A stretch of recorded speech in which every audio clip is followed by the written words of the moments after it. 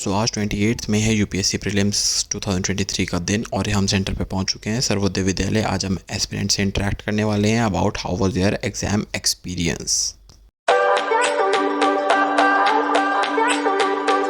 आज 28 मई है और यूपीएससी प्रीलिम्स का डे है और आज हम भैया से मिले हैं। व्हाट्स योर नेम भैया? अंकुर आ जाती है। ओके, सो अंकुर भैया का आज प्रीलिम्स का एग्ज़ाम था। अभी भैया प्री का एग्ज़ाम दे के आए हैं। भैया के हाथ में क्वेश्चन पेपर है, तो भैया से आज एक्सपीरियंस लेंगे। भैया का कैसा एक्सपीरियंस है? मेरा एक्सपीरियंस ठीक रहा, बस एक इकोनॉमिक्स का जो पार्ट था मेरा वो थोड़ा टफ था। बाकी करंट अफेयर वगैरह ठीक है, वो नॉर्मल था मेरे लिए। मैं ईजी था मेरे लिए। बाकी इकोनॉमिक्स जो था वो टफ था बस। ठीक है, तो भैया ने सेल्फ स्टडी की है, कोचिंग करी है, वो भैया से पूछ लेते हैं। Self study, completely self study. 4 hours in the morning, 2 hours in the evening, बस सेल्फ स्टडी है, कंप्लीट सेल्फ स्टडी। तो भैया ने सेल्फ स्टडी करी है 4 hours in morning, 2 hours in evening, यानी 6 आवर्स स्टडी करी है। 10-12 घंटे वाला कोई 10-12 वो चीज़ नहीं थी।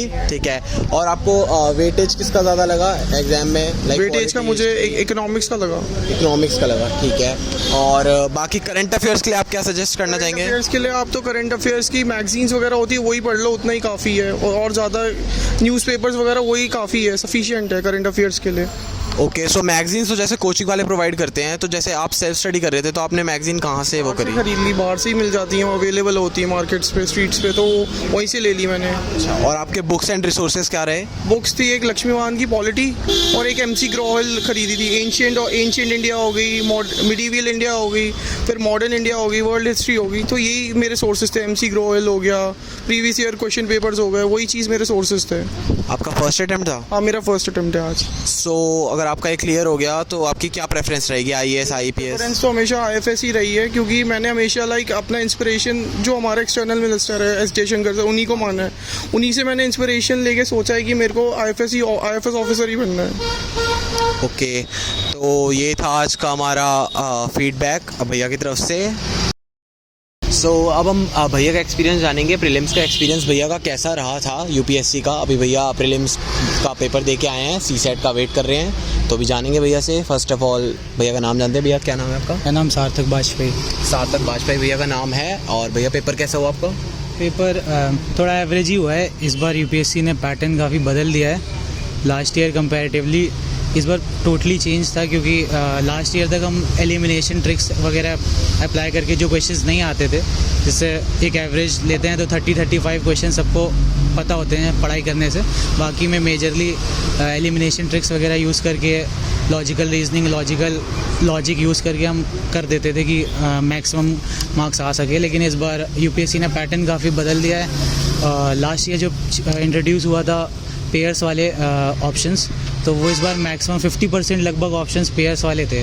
Only 1 pair, only 2 pair, only 3 pair. और तो उसके लिए हमें ज़्यादा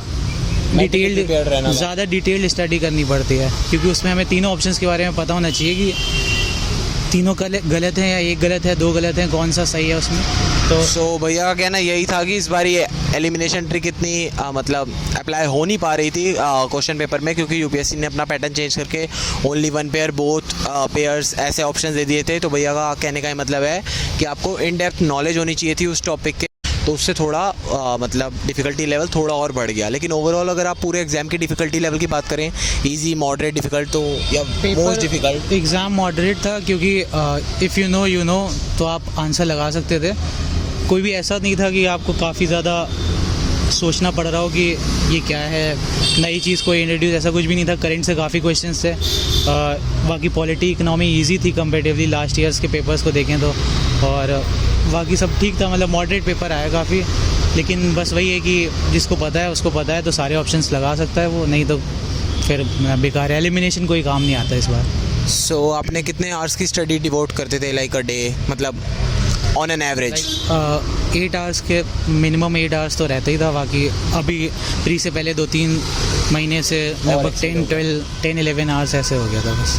तो ऑन एन एवरेज भैया 8 आवर्स डिवोट करते थे। और भैया ने सेल्फ स्टडी करी है, कोचिंग करी है? नहीं, मैंने कोचिंग करी है नेक्स्ट IAS से भैया ने कोचिंग किया। तो रिसोर्सेज आप उन्हीं के यूज़ करते थे या कुछ एक्स्ट्रा मटेरियल भी आपने परचेज वगैरह किए? हम रिसोर्सेज सारे वेरियस रिसोर्सेज यूज़ करते थे, और भी कोचिंग्स के वगैरह सारे सिर्फ स्पेसिफिक नेक्स्ट IAS की रिसोर्सेज नहीं, क्योंकि कई चीज़ किसी और दूसरे में नोट्स में अच्छी होती है, ऐसे अलग अलग सबका एक स्पेसिफिक वो होता है, उसमें स्पेशलाइज्ड हो रहते हैं, तो इसलिए वेरियस रिसोर्सेज यूज़ करते हैं। तो आपका ये फर्स्ट अटेम्प्ट था?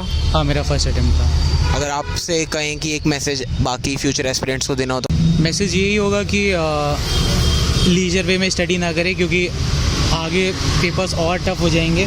नेक्स्ट ईयर से एलिमिनेशन वगैरह मेरे को लगता है और कम कर दिया जाएगा, क्योंकि कंपटीशन है, देख ही रहे हैं आप लोग कैसे बढ़ रहा है काफ़ी ज़्यादा, तो उनको UPSC को भी एलिमिनेट करना है कैंडिडेट्स को, तो नई नई ट्रिक्स टेक्निक्स अप्लाई कर रहे हैं, तो आप थोड़ा प्रिसाइजली स्टडी करना पड़ेगा, एक एक चीज़ नोट करके रखनी पड़ेगी दिमाग में, ताकि जब ऐसे आगे क्वेश्चंस आते हैं अगर, तो उसमें आप करेक्ट मार्क कर पाएँ। थैंक यू सो मच भैया and all the best for your CSAT exam. Thank you.